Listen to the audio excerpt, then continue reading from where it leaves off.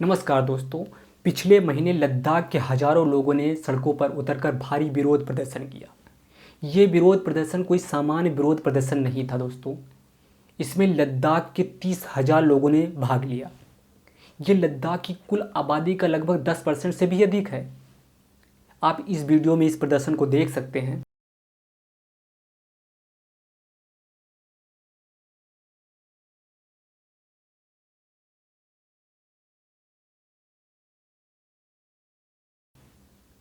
विरोध प्रदर्शन के बाद भारत सरकार और लद्दाख के बीच मीटिंग होती है दोस्तों, लेकिन मीटिंग से भी कोई परिणाम सामने नहीं आ सका।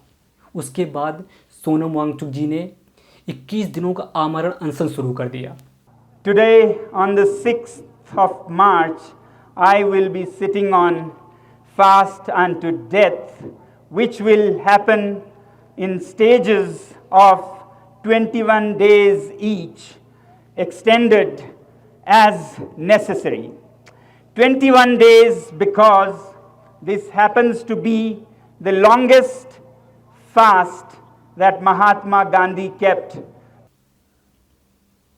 जो लोग सोनम वांगचुक के बारे में नहीं जानते उन्हें बता दें कि ये एक प्रसिद्ध इंजीनियर, इनोवेटर और एक्टिविस्ट हैं जिन्होंने कई सारे इनोवेट किए हैं। भारत में लद्दाख में जो सैनिक लगे हुए हैं उनके लिए भी कई सारे इनोवेट किए हैं इन्होंने।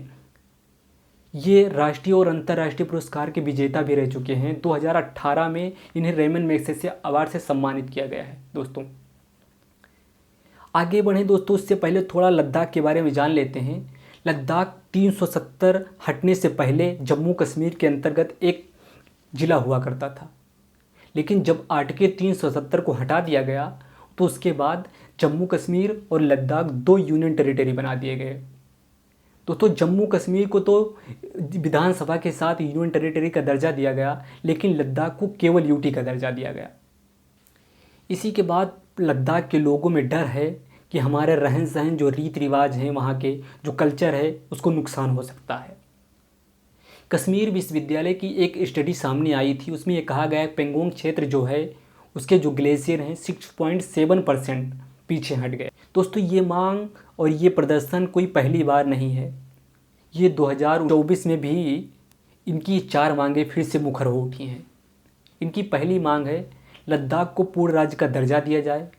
इनकी दूसरी मांग है लद्दाख को 6th शेड्यूल में शामिल किया जाए। इनकी तीसरी मांग है लेह और कारगिल को संसद में सीटें दी जाएं। इनकी चौथी मांग है कि लद्दाख में एक राज्य लोक सेवा आयोग हो। दोस्तों, अभी तक लद्दाख को केवल 1 सीट दी गई है, वो भी लोकसभा में। राज्यसभा में इन्हें 0 सीटें मिली हुई हैं। दोस्तों, 6th शेड्यूल शामिल होने के बाद लद्दाख को एक स्वायत्त जिला परिषद और एक स्वायत्त क्षेत्रीय परिषद बनाने की अनुमति मिल जाएगी, यानी कि एडीसी और ARC, autonomous district council, autonomous regional council. Local मुद्दे पर कानून बनाने होंगे, वो ये बना सकेंगे। दोस्तों, इतना ही नहीं, एनसीएसटी की एक रिपोर्ट में भी ये बात कही गई थी कि लद्दाख को 6th शेड्यूल में शामिल कर दिया जाए। ये और भी महत्वपूर्ण इसलिए हो जाता है क्योंकि लद्दाख की जो आबादी है उसका 97% आदिवासी क्षेत्र के अंतर्गत आता है। ये कोई नया नहीं है दोस्तों, इससे पहले भी असम, सिक्किम, त्रिपुरा और मिजोरम में 6th शेड्यूल लागू किया गया है। तो लद्दाख में लागू करने पर इतनी समस्या क्यों हो रही है?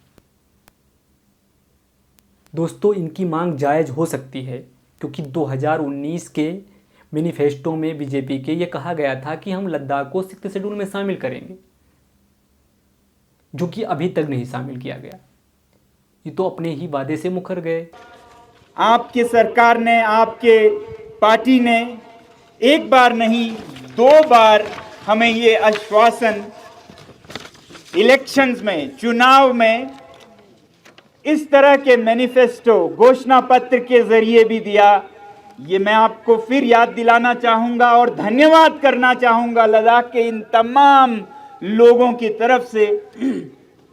आपने संसदीय चुनाव में नंबर 1, नंबर 2। सोचो दोस्तों, सोनम वांगचुक जी जो इतने प्रसिद्ध, इतने इनोवेट कर चुके हैं, इनकी मांगों को कोई महत्व नहीं दे रहा है। क्यों?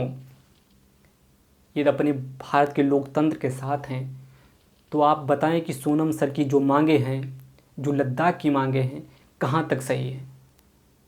क्या उससे आप सहमत हैं? अगर आप सहमत हैं तो अपनी प्रतिक्रिया कमेंट बॉक्स में दे सकते हैं। धन्यवाद।